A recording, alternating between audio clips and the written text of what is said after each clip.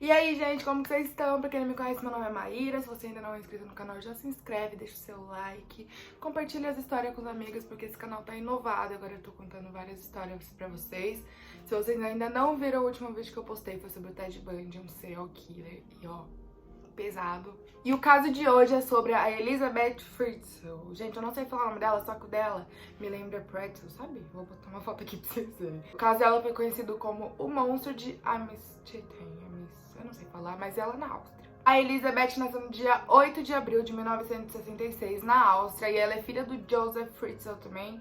E ele nasceu no dia 9 de abril de 1935. Quando Joseph tinha aproximadamente uns 4 anos, o pai dele abandonou a família dele para lutar na guerra. Só que o Joseph não tinha um bom relacionamento com a mãe dele, ele apanhava, ele não tinha liberdade, não podia ver os amigos dele, a mãe dele limitava muito isso dele.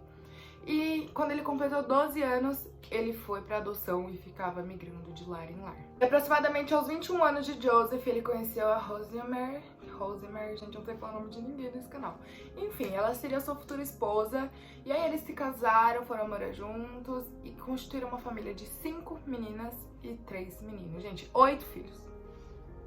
8. Em 1967, Joseph cometeu o seu primeiro crime, que ele invadiu a casa de uma enfermeira e abusou dela com uma faca no pescoço dela pra que ela não reagisse, gritasse, alguém escutasse, né? Ou até mesmo machucar ele. E ele também foi acusado de tentativa de estupro a uma menina de 21 anos.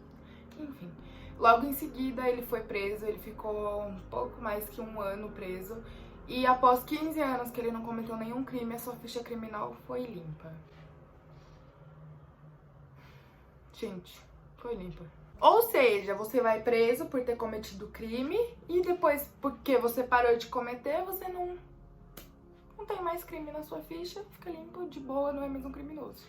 Gente, que absurdo. Em 1970, ele construiu a casa da família, né? Só que ele construiu em cima de uma propriedade que já tinha sido construída em 1880 no terreno dele. Só que a família não sabia da existência daquela casa.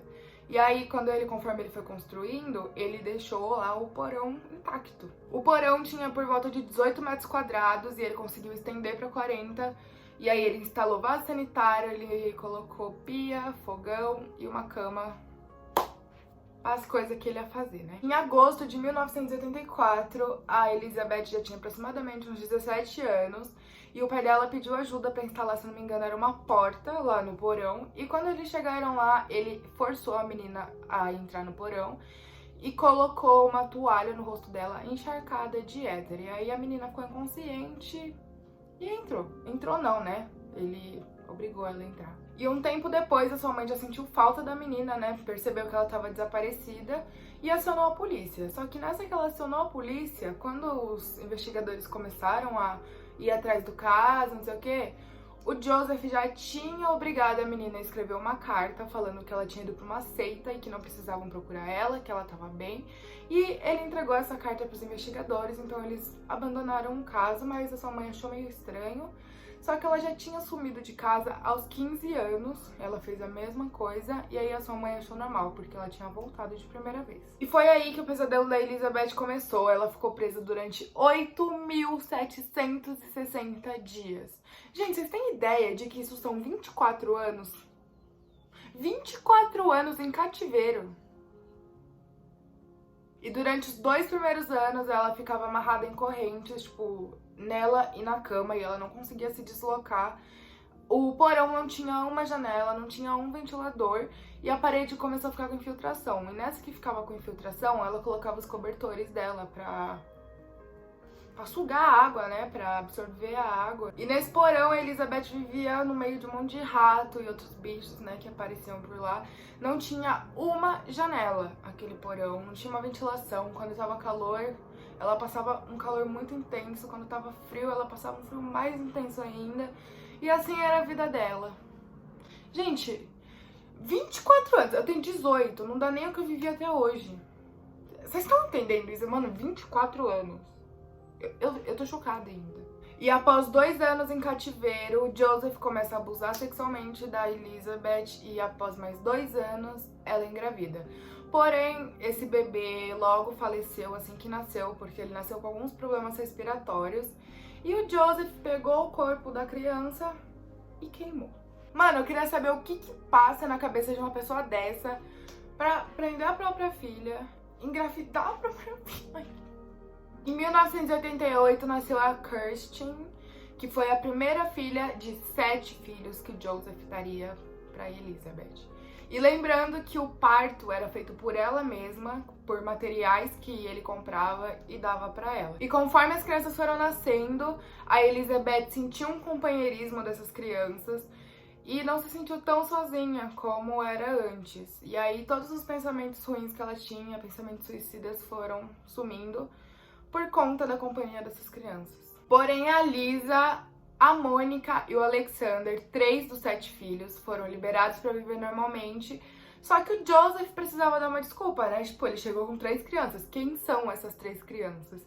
E aí ele fez a mesma coisa que ele tinha feito antes. Ele fez a Elizabeth escrever uma carta falando que aqueles eram seus filhos e que os avós, no caso o Joseph e a Rosemary, precisavam cuidar como se fossem seus netos. No caso, seriam seus netos na teoria, né? Porque é neto só da Rosemary, do Joseph ele era pai. E as outras crianças que continuaram em cativeiro eram torturadas, sofriam ameaças e viam a mãe sofrer tudo o que elas também sofriam. Só que a Elizabeth não deixou de criar bem, ela deu todo o amor que ela tinha pra dar pras crianças, ela ensinou as crianças a ler, brincava com as crianças e eles cresceram desse jeito. Em abril do último ano de cativeiro, a Kirsten, a primeira filha deles, teve uma doença grave e ela precisou ser socorrida e o Joseph não queria deixar ela ir pro hospital porque ia acabar com todo o plano dele. E já tinham se passado 24 anos, porém, a Elizabeth conseguiu convencer o Joseph de levar, senão a menina ia morrer ali. E aí ele levou ela pro hospital, deixou ela na porta e saiu de perto, né, pra ninguém desconfiar dele. Só que os médicos acharam muito estranho essa da menina não ter documento, não ser registrada, e acionaram a polícia. Em seguida, o caso já foi liberado pra imprensa, né, foi divulgado, começou a passar em televisão, jornal, e lá do cativeiro, a Elizabeth tinha uma televisão e ela começou a ver aquela situação e percebeu que aquela era a chance dela zarpar com os filhos dela. Então, quando Kirsten volta pro cativeiro, a Elizabeth diz pro Joseph que ela precisa levar a Kirsten no hospital porque ela ainda precisa de emergência. E depois dela prometer que ela não ia contar nada pra ninguém, o Joseph leva as duas pro hospital. Logo que elas chegam no hospital, os investigadores falam pra Elizabeth que ela seria presa se ela não contasse a verdade do porquê a menina estava maltratada, do porquê ela não era registrada, não contasse a história dela. E ela disse que ela só contaria a verdade se eles prometessem pra ela que ela nunca mais viria seu pai. E a Elizabeth começou a contar tudo o que tinha acontecido com ela durante esses 24 anos e o Joseph foi acusado de abuso sexual, sequestro, homicídio culposo e outros crimes que ele cometeu durante o cativeiro e antes do cativeiro. E aí ele foi condenado à prisão perpétua. Em 2009, a Elizabeth já tinha 42 anos, ela já foi liberada do cativeiro, foi viver na Áustria com os filhos dela e ela assumiu outra identidade. E pro julgamento do Joseph, ela gravou um vídeo de 11 horas falando tudo que ela sofreu e que ele abusava dela desde os 11 anos. E a conclusão era que Elizabeth teve sua vida inteira destruída por conta do seu pai e as crianças também, porque a Kirsten, que era a mais velha, sofreu até os 19 anos, que foi quando eles foram liberados.